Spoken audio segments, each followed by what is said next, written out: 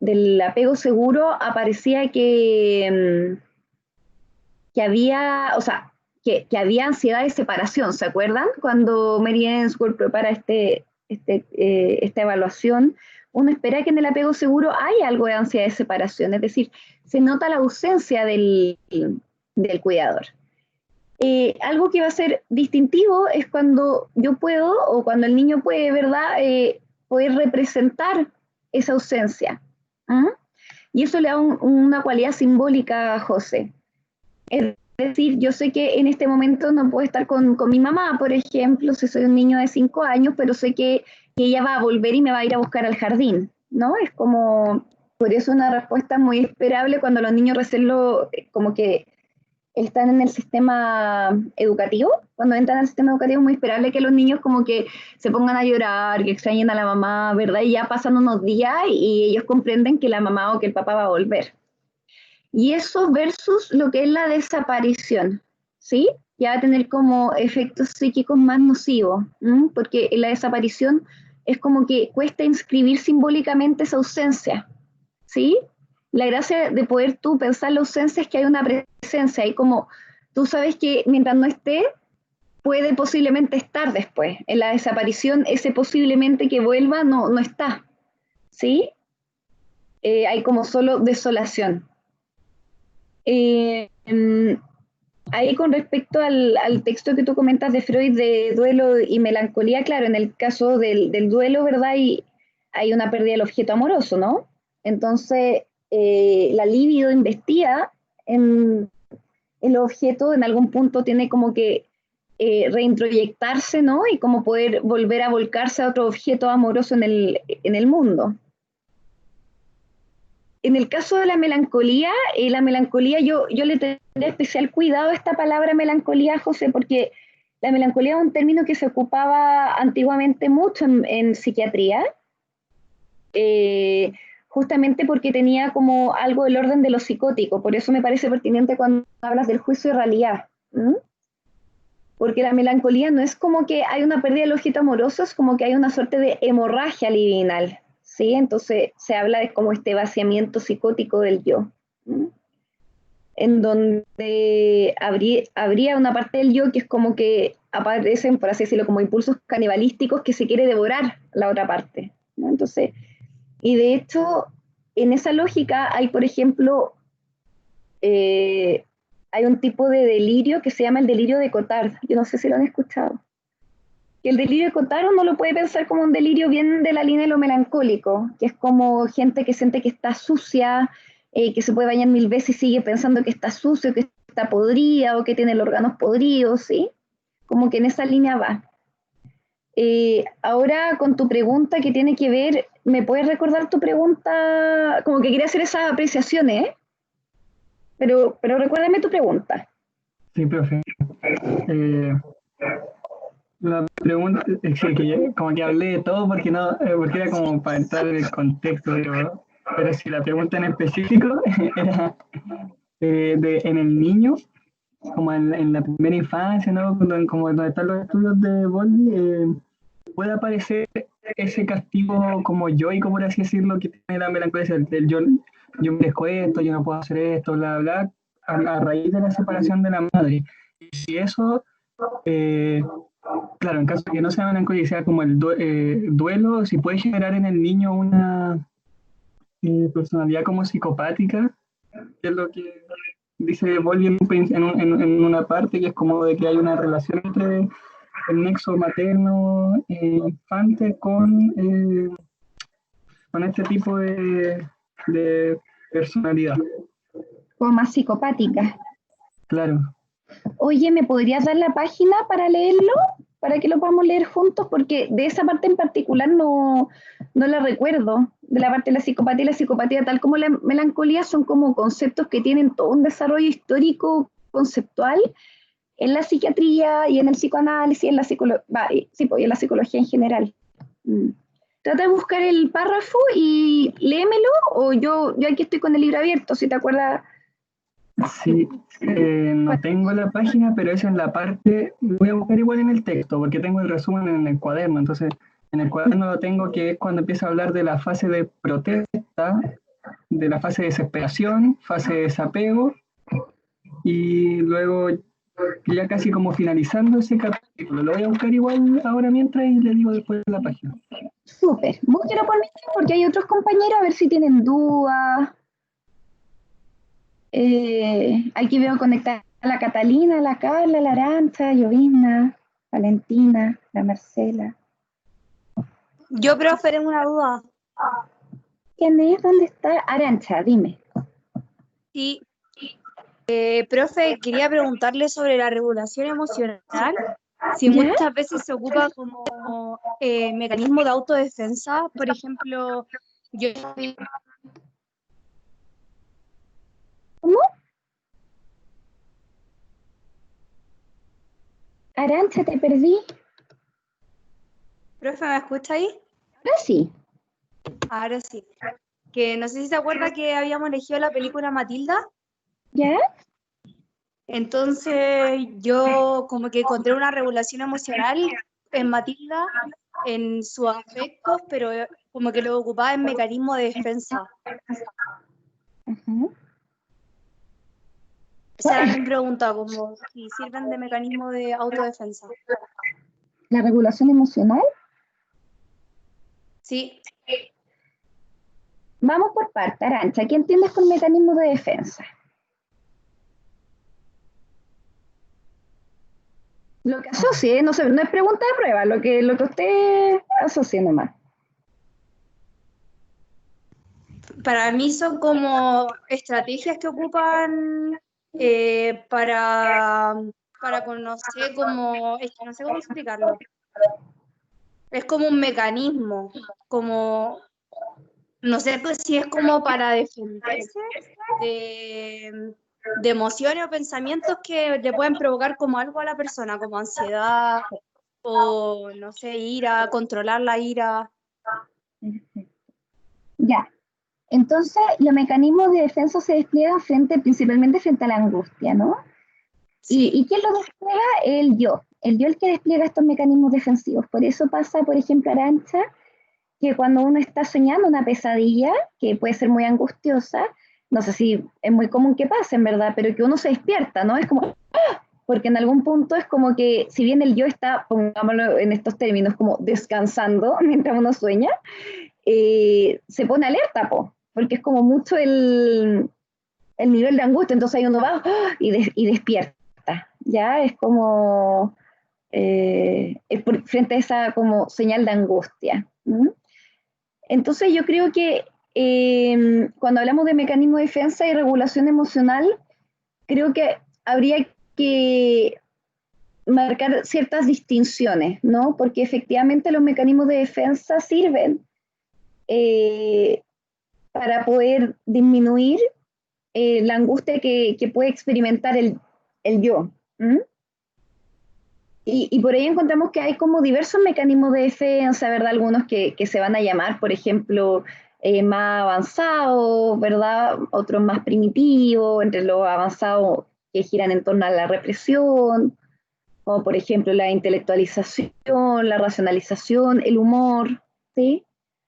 En lo más bajito encontramos que giran en torno a la decisión, ¿no? Como idealización, de evaluación, se llama como idealización de evaluación omnipotente, la identificación proyectiva, en fin. Yo creo que uno pudiese hacer alusión en tu trabajo, por ejemplo, a los mecanismos defensivos, siempre y cuando manteniendo como los alcances con respecto a la regulación efectiva, porque de hecho, al menos como se entiende la regulación efectiva desde la mentalización, por ejemplo, tiene que ver con estas tres fases, por así llamarlo, de identificación, ¿te acuerdas? Modulación y expresión. ¿Mm? Y claro, Sí. efectivamente, en la modulación, como tú bien dices, efectivamente uno pudiese desplegar estos mecanismos defensivos, ¿no? Por ejemplo, si yo estoy invadida por una emoción, qué sé yo, de mucha rabia, podría intentar, qué sé yo, intelectualizarlo, ¿no? Así como, bueno, esta rabia proviene del hecho de que yo tiendo a, por, no sé, qué sé yo, la relación con mi padre, no sé, ¿sí? Es como que es una intelectualización. Entonces, o el humor, ¿no? Es como, yo encuentro que el humor es un mecanismo de defensa re interesante porque justamente permite hablar de aspectos muy dolorosos de un modo que son más bien sostenibles psíquicamente. ¿No? Y por ahí que, por ejemplo, nos gustan tanto los humoristas, po. Si uno ve a los humoristas, o sea, qué sé yo, desde Felipe Abello hasta el Edo Caroe, te hablan de puras cosas súper trágicas, por verdad, desigualdades, inequidades, pero lo hacen de un modo que hace como que permita a uno sostener la realidad de lo que está pasando, que es cruda, pero a la vez de un modo que no nos, que no nos deprimimos, ¿sí? Entonces, yo esa salvataría, como, no sé si respondí tú a Arancha. Sí, profe. Sí, más que nada era que yo lo estaba como asociando con el apego que habíamos encontrado con Matilda. Ya, Pero sí entendí, gracias, profe. súper.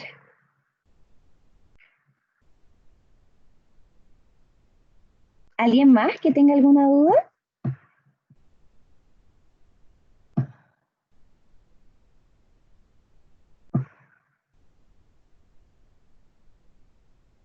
Hola, profe. Matías, oye, te acabo de responder un mail. Sí, sí lo vi y me doy cuenta que estoy como medio perdido. Ya, Eh, este es el mejor lugar para dele, dele. bueno, lo que le mandé en el mail de que no teníamos como la certeza de cachar qué tipo de apego era, pero usted me dice que no tengo que como que encasillar en un tipo de apego. Mm. Ahora, ayer me surgía otra duda que la compartió un compañero que igual como que me la dilucidó un poco, ¿Ya? que era la parte de la descripción del personaje y el contexto. ¿Sí? ¿Esta parte tenemos que hacerla como por apartado o podemos ir desarrollándola como en conjunto? La puedes desarrollar en conjunto, pero yo ahí lo que te sugeriría sería que lo destacaras con negrita, por ejemplo. De hecho, yo ahora Ya. te voy a subir una cápsula de, con la última parte de apego y ahí aparece un poquito como ciertos factores contextuales, Matías, que pudiesen favorecer o al contrario, como dificultar la calidad del apego. Ok. Bueno, en verdad eso es lo que me respondió igual en el mail, me sirve de guía también. Súper.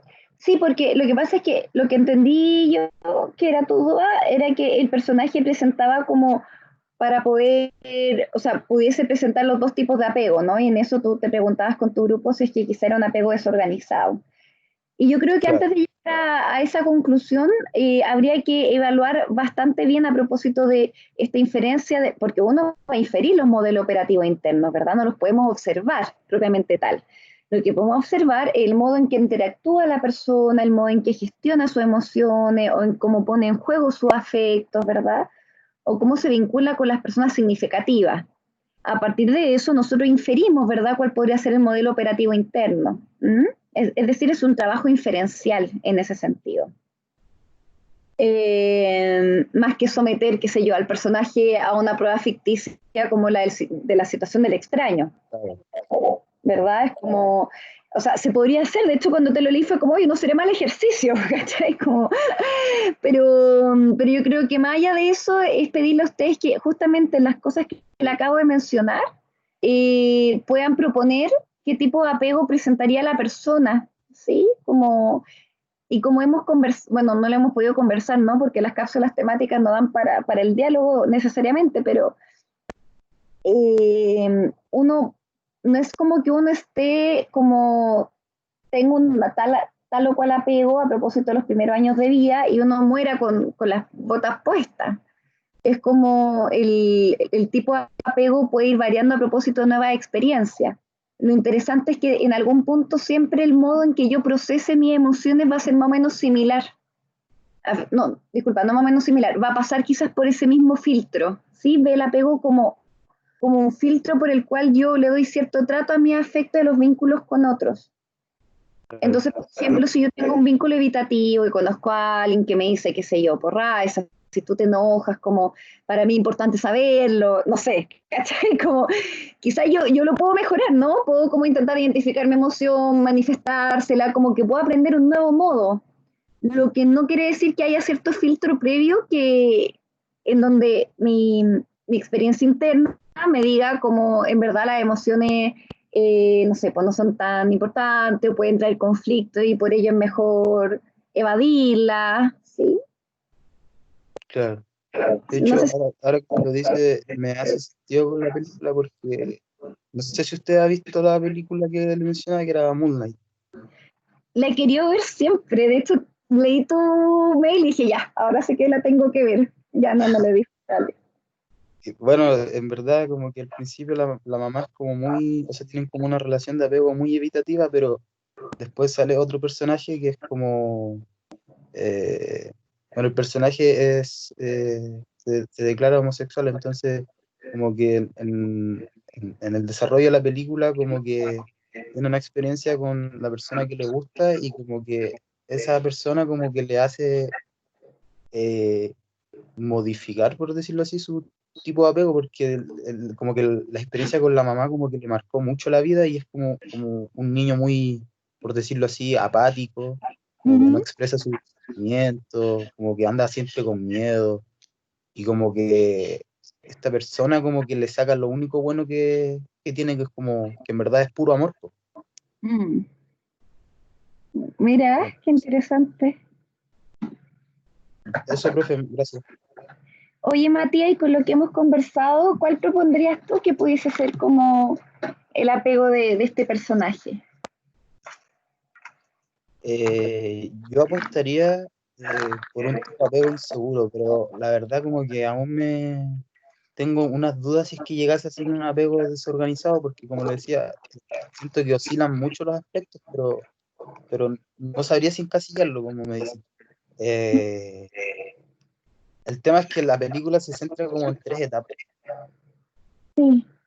entonces como que al final termina teniendo como ya incluso un apego seguro, porque como que se abre, se apertura con esta persona que le comento, entonces como que en un principio, si bien su madre es drogadicta, como que le forma o tiene como aspectos muy marcados de un apego evitativo, creo que la película va cambiando. Como la Mm. experiencia que muestra la película lo hacen cambiar. Y si bien en gran medida la película es evitativo, o sea, inseguro evitativo, al final creo que termina siendo como incluso seguro. Entonces, aún me falta un análisis más profundo, creo. Sí. Oye, mira, y lo otro es que, ojo, como que una persona con apego evitativo no quiere decir que nunca muestre sus emociones tampoco, ¿no? Es Claro. como que yo creo que por eso ahí te hace la distinción en el mail, como una cosa son las conductas evitativas y otra cosa es como tener un tipo de apego evitativo. ¿Mm? Entonces, a veces, qué sé yo, hay una parte de la película donde la persona se muestra altamente agresiva y dice, wow, como que será ansioso ambivalente o será, sí, o tendrá este, pero claro, no es como que la persona con tipo de apego evitativo es como que, de hecho, logran sentir, ¿verdad? Sienten el afecto, solo que a propósito de la pregunta que se la Arancha, es como se despliegan muchos recursos para mitigarlo, ¿verdad? Como esta hiperregulación afectiva. Pero que si la persona pasa por un momento crítico, vaya a saber uno cómo lo toma, cómo le toma el afecto, po, ¿sí? Si en algún punto está como esto del funcionamiento autónomo, de que en verdad no necesito al otro para regularme, pero quizá en una situación límite, por supuesto que pueda desbordarse la persona. Entonces yo creo que ahí habría que marcar ciertas distinciones, ¿no? Como... Ujú.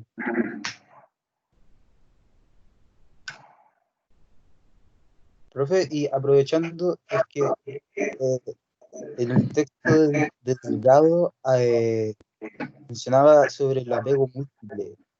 Y no lo entendí muy bien, como si al final lo terminan proponiendo como posible. No lo consideraba, como que no me quedó muy claro eso, porque en en la película elegía igual como que se ve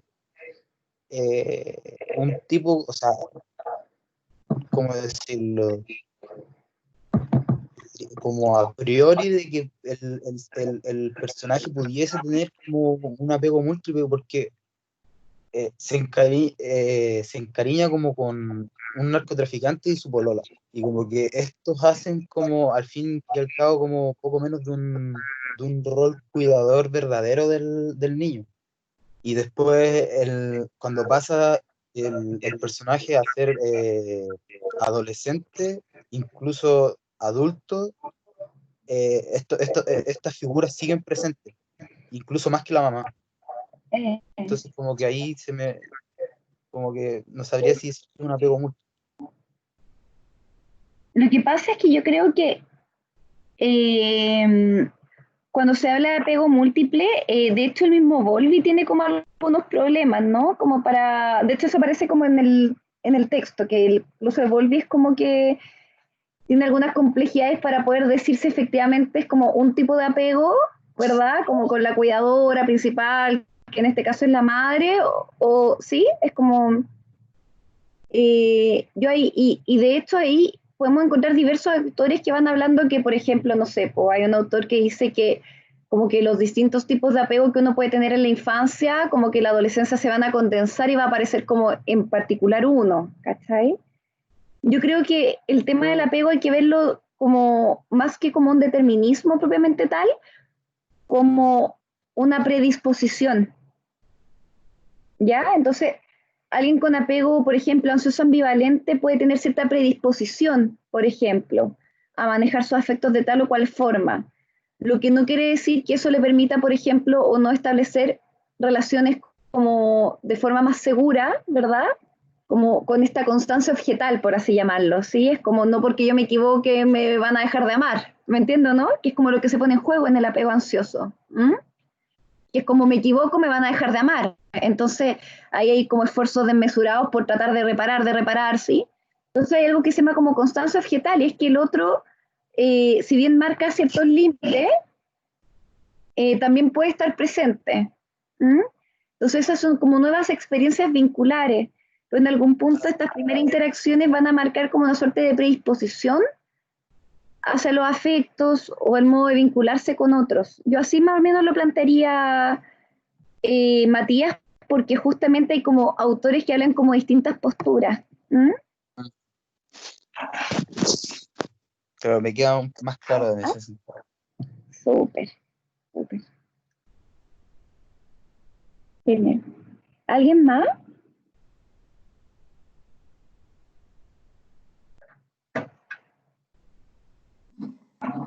Profe, que encontré la página del texto. Ya, dale, léelo. Bueno, ya lo dejé acá. Es la página 47, el último párrafo, y Ya, ya lo voy a leer.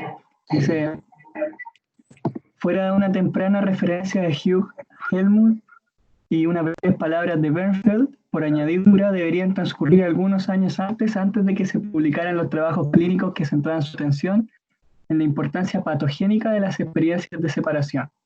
Algunos de esos primeros trabajos publicados por Levy, Bowlby y Bender y Yarnell presentan datos empíricos, y acá es la frase, que sugieren la existencia de una relación etiológica entre distintas formas de personalidad psicopática y relaciones madre-hijo severamente trastocadas.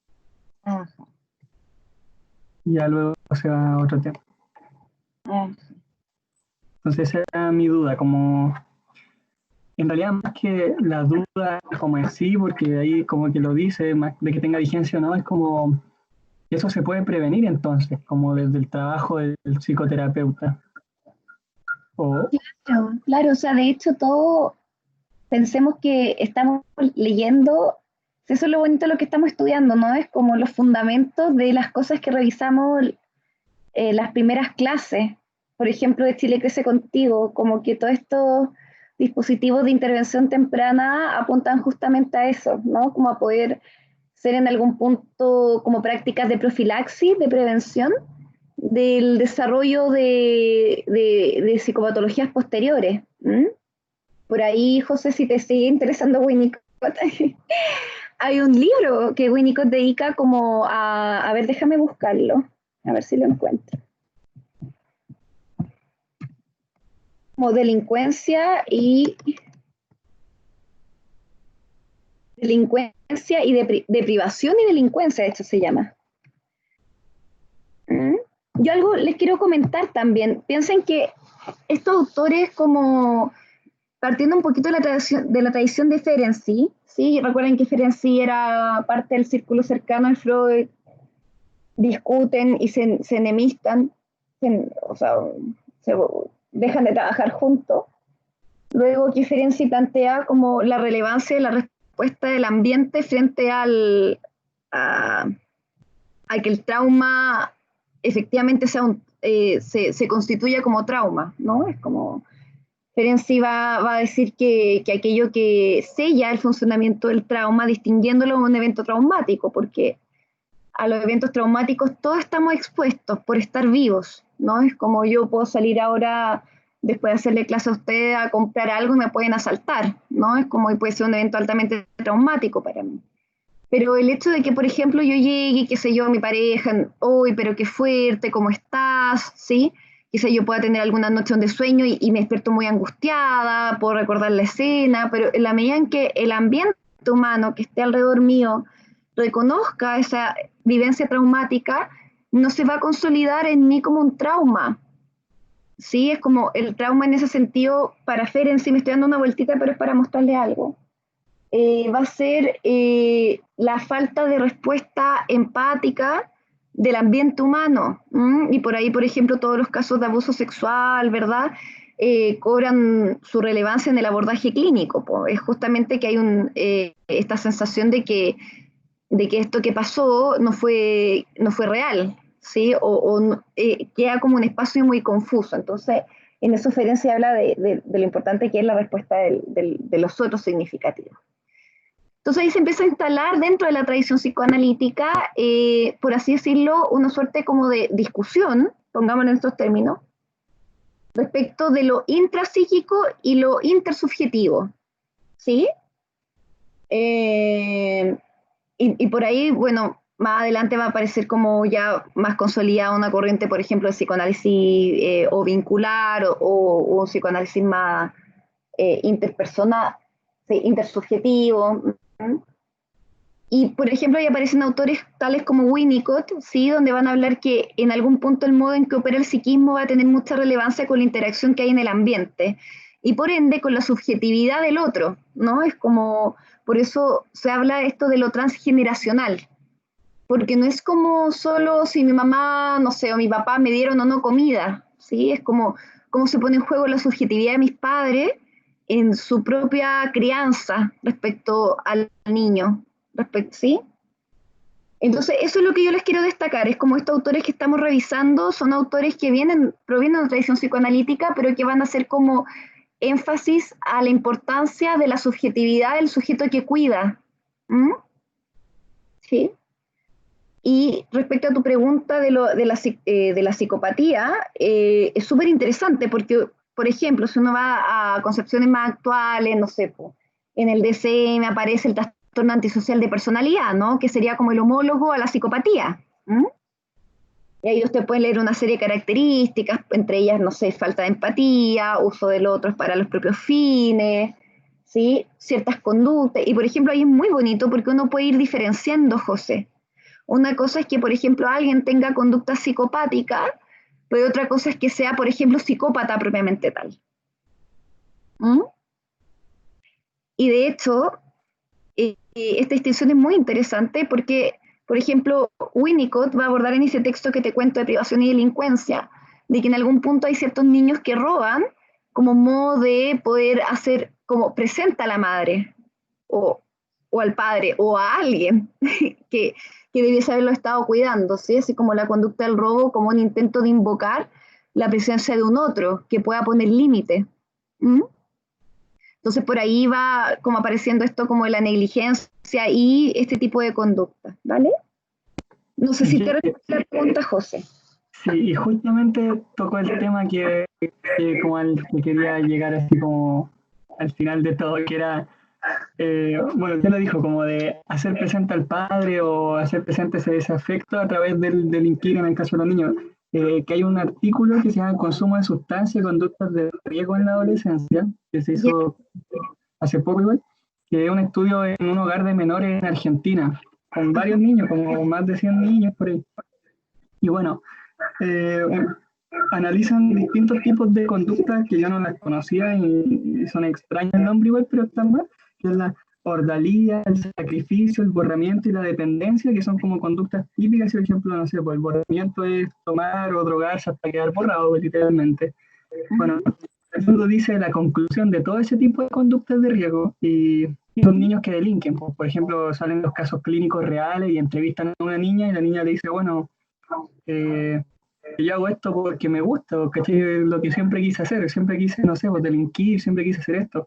Y otro niño le dice así como, bueno, es que cuando robo y arranco de la policía tengo ese riesgo de que mi vida se pueda acabar y todo, y bueno, mis amigos me salvan de eso, me cuidan de que se acabó mi vida, ¿cachai?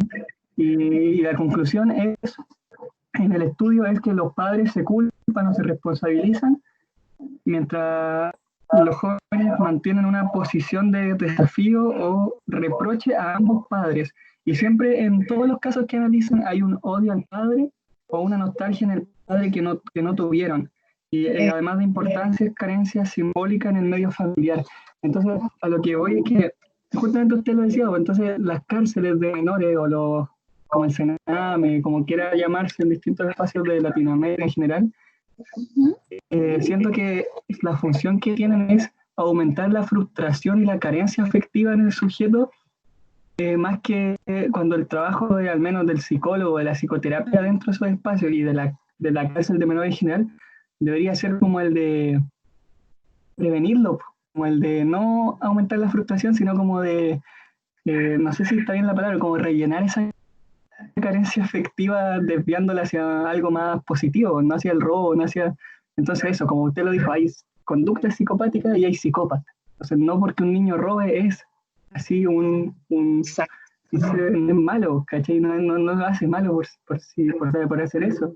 Hay todo un mundo detrás de carencia afectiva, etcétera, que generan entonces ese producto. Entonces, Sí, tal cual, José. Sí, súper, súper. Ahí, si te sigue interesando, hay otras hipótesis psicoanalíticas que son reinteresantes. Por ahí la Melanie Klein planteaba que había como una culpa inconsciente, ¿no? Entonces, entonces, a propósito de esta culpa inconsciente, que por eso no se sentía, por así decirlo, conscientemente, ¿eh?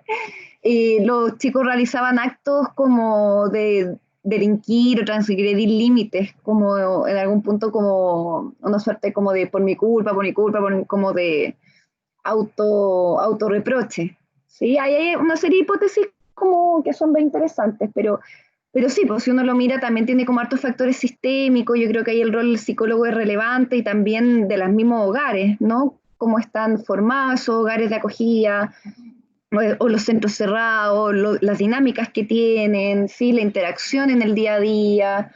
¿Mm? Yo ahí no iríamos más como el lado más institucional, ¿sí? Por ejemplo, yo les podría recomendar, no sé si conocen a Erving Goffman, que habla de las instituciones totales.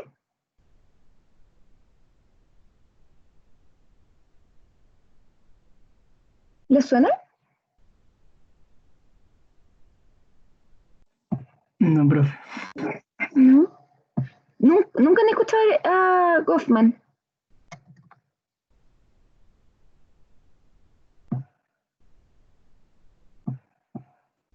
Mm. Bueno, Goffman aborda todo esto de las instituciones totales, de cómo funcionan, ¿sí? Como muy alejadas de la sociedad en sí. Entonces, como un modo como en un intento como de sanar al individuo, se reedita la marginalidad y la exclusión, ¿sí? Él lo hace a propósito del análisis de hospitales psiquiátricos, pero se puede llevar como a otro tipo de instituciones. A ver si ahí le subo un videito de si encuentro uno interesante de Irving Goffman, yo creo que sería bien como... En fin, chiquillos, ¿alguna otra preguntita que tengan?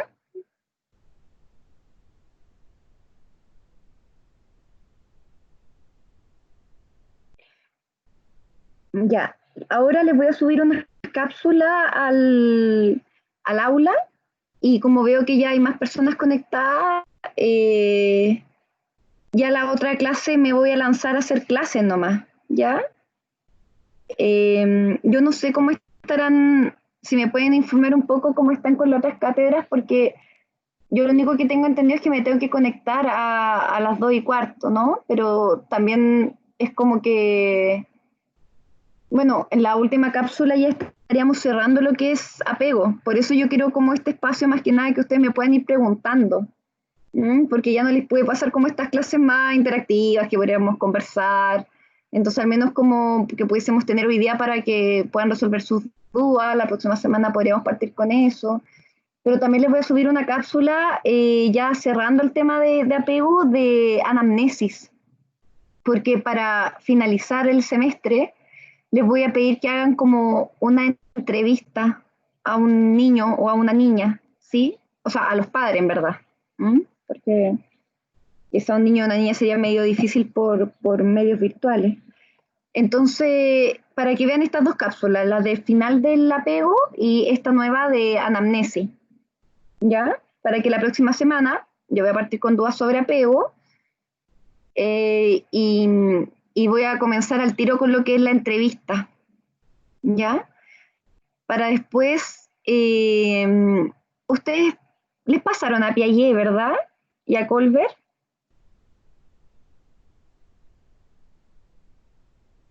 Por ejemplo, si yo les pidiese que determinaran en qué estadio del desarrollo cognitivo está un niño, ¿ustedes los podrían hacer?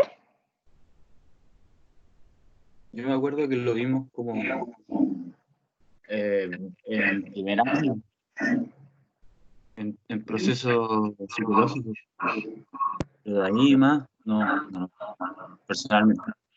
No sé si Ya. a un compañero o Súper por compañera encima, profe. en otro ramo. Como por encimita. Chiquillos, ¿me pueden comentar un poquito en qué va la situación del paro? Yo en verdad tengo ganas como de hacer clases, pero también estoy un poquito perdida. Como cuéntenme un poquito cómo va el tema del paro, cómo van con las otras cátedras.